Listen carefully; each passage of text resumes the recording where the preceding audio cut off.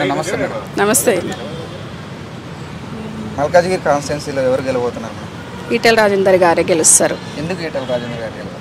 తను ప్రజల మనిషి, మంచి మనిషి, ఒకప్పుడు తెలంగాణ ఉద్యమం చేసిన మనిషి, తనే గెలుస్తాడు ఎట్లయినా. మల్కాజ్గిరిలో ఏ పార్టీ బలం ఎంత?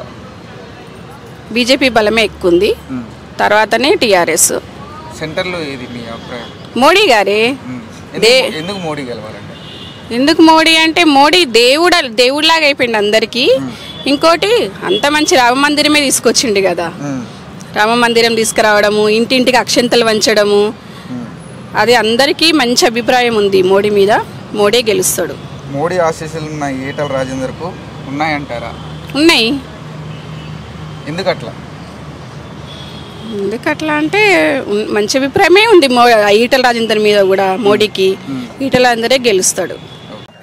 ఓకే, హలో, నమస్తే అంకుల్. నమస్తే. మీ పేరు అంకుల్? ప్రకాష్ నా పేరు. ప్రకాష్. ఓకే, ఇప్పుడు ఎంపీ ఎలక్షన్స్ రాబోతున్నాయి దేశంలో మరియు రాష్ట్రంలో కదా, ఏ పార్టీ గెలిస్తే అవకాశం ఉందంటారు? ఖచ్చితంగా బీజేపీతో వస్తుంది.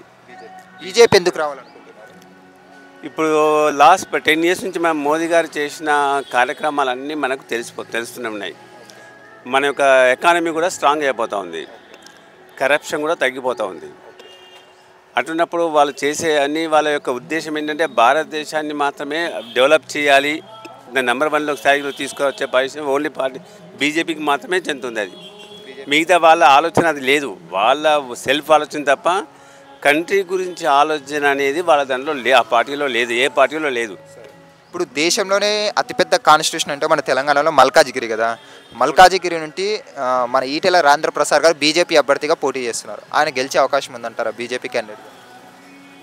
పబ్లిక్ ఆలోచన ఏంటంటే okay, local assembly election different, national level different.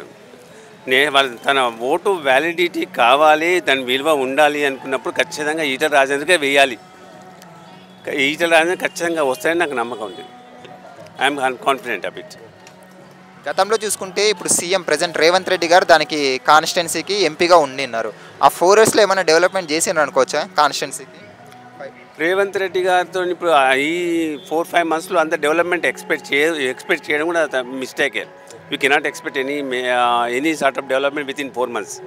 ఇంకోటి ఈటెల రాజేందర్ గారిని అక్కడ నాన్ లోకల్ అంటున్నారు కదా, అది ఎంతవరకు కరెక్ట్ అంటారు? ఇక్కడ లోకల్ నాన్ లోకల్ అనే సమస్య, క్యాండిడేట్ ఎటువంటి వాడు, వాళ్ళు నిజాయితీ ఏంటి ఉందా, అది ఇంపార్టెంట్. మనకు డెవలప్మెంట్ చేసేంత కెపాసిటీ ఉందా లేదా. సెంట్రల్లో నుంచి మంచి సంబంధాలు ఉన్నాయి కాబట్టి 100% డెవలప్మెంట్ చేసే అవకాశాలు ఉంటాయి, 100% ఉంటాయి. మరి సెంట్రల్లో మోదీ గారు వస్తే మత కలహాలు జరుగుతాయి, గొడవలు జరుగుతాయి అంటున్నారు. అస్సలు జరగవు. ఎందుకంటే వాళ్ళు ఏది చేసినా ఒక స్టెప్స్ తీసుకున్నా కానీ అందరి అనుమతితోనే చేస్తారు వాళ్ళు జనరల్గా. ఇప్పుడు మనం చూసాం కదా, ఎవరి 360 ఆర్టికల్ 360 ఇంట్రొడ్యూస్ చేసినప్పుడు మనం వాళ్ళు ఏ విధంగా చేశారు, కట్టడి చేశారు, అందరినీ పిలిచి వాళ్ళ అంగీకారంతోనే చేశారు. కాబట్టి అటువంటి జరిగే అవకాశాలు అసలు ఉండవు. సో ఓవరాల్గా చూసుకుంటే బీజేపీ అనేది వస్తుంది అంటారు? వస్తే కాదు, రావాలి, ఖచ్చితంగా రావాలి.